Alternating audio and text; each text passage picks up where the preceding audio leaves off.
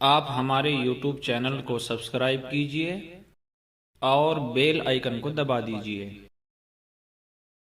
السلام علیکم ورحمۃ اللہ وبرکاتہ۔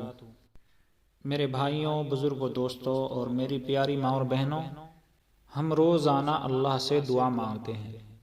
کم سے کم دن میں 5 مرتبہ تو نماز پڑھتے ہی ہیں، اور نماز کے بعد ہم دعا کرتے ہیں۔ بہت لمبے عرصے سے ہم نمازیں بھی پڑھتے ہیں، اللہ سے دعائیں بھی مانگتے ہیں، لیکن میرے بھائیوں، بزرگوں، دوستوں، میری پیاری ماں اور بہنوں، ہمیں آج تک دعا مانگنا نہیں آیا۔ اللہ سے دعا کیسے مانگی جاتی ہے، اس کا ہمیں آج تک بھی علم نہیں ہے۔ اسی کے متعلق میں آج آپ حضرات کو بتانے جا رہا ہوں کہ دعا کیسے مانگی جاتی ہے۔ سب سے پہلے جب آپ دعا کے لیے ہاتھ اٹھائیں تو اپنے ہاتھوں کو بسم اللہ پڑھ کر اٹھائیں۔ جب آپ دعا کرنے کا ارادہ کریں تو سب سے پہلے آپ بسم اللہ پڑھ کر اپنے ہاتھوں کو اٹھائیں، کیونکہ حدیث میں آتا ہے کہ جو بھی نیک کام کیا جائے تو بسم اللہ پڑھ کر شروع کیا جائے۔ تو سب سے پہلی بات یہی ہے کہ جب آپ دعا کے لیے ہاتھ اٹھائیں تو بسم اللہ الرحمن الرحیم پڑھ کر ہاتھ اٹھائیں، اور جب آپ نے اپنے ہاتھ اٹھا لیے ہیں تو دونوں ہاتھوں کے بیچ میں تھوڑی سی جگہ خالی چھوڑ دیں۔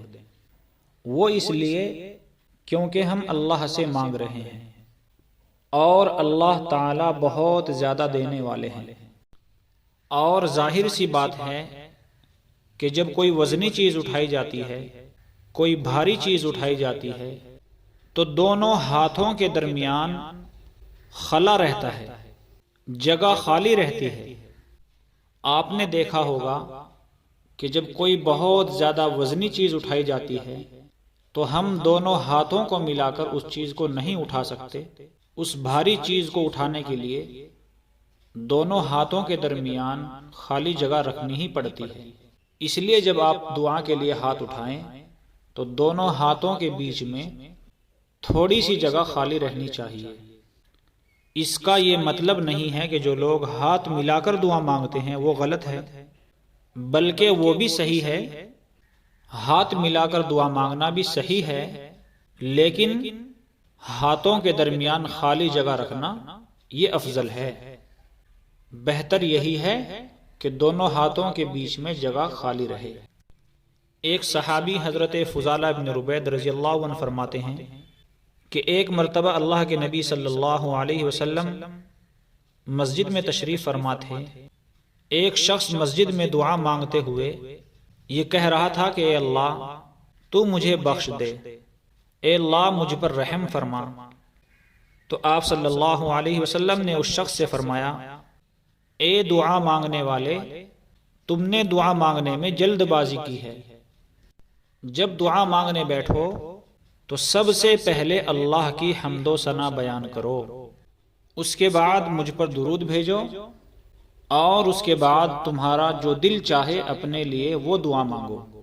اگر اس طرح دعا کرو گے تو تمہاری دعا قبول کی جائے گی۔ تو دوستو، اس حدیث سے ہمیں یہ پتہ چلتا ہے کہ جب بھی ہم دعا مانگنے بیٹھیں تو سب سے پہلے اللہ کی حمد و ثنا بیان کریں، اللہ کی بڑائی بیان کریں۔ اب اللہ کی بڑائی کیسے بیان کریں گے؟ بہت سی مسنون دعائیں ہیں جو اللہ کے نبی سے ثابت ہیں، صحابہ سے ثابت ہیں۔ عربی کی بہت سی ایسی دعائیں ہیں جن میں اللہ کی بڑائی بیان کی گئی ہے۔ ان کو سیکھیں اور ان کو پڑھ کر دعا مانگیں۔ لیکن اگر ہمارے کوئی بھی دعا یاد نہیں ہے، کوئی بھی مسنون دعا ہمارے یاد نہیں ہے، تو ہمیں چاہیے کہ ہم الحمد شریف کی صورت پڑھیں۔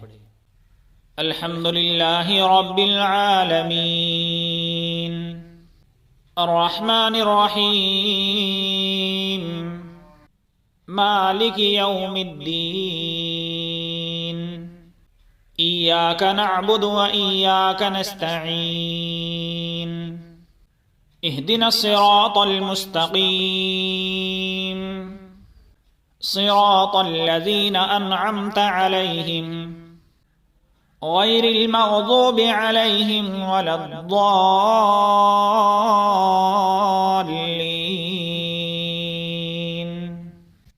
میرے بھائیوں، اس پوری صورت میں اللہ کی تعریف، اللہ کی حمد، اللہ کی بڑائی بیان کی گئی ہے۔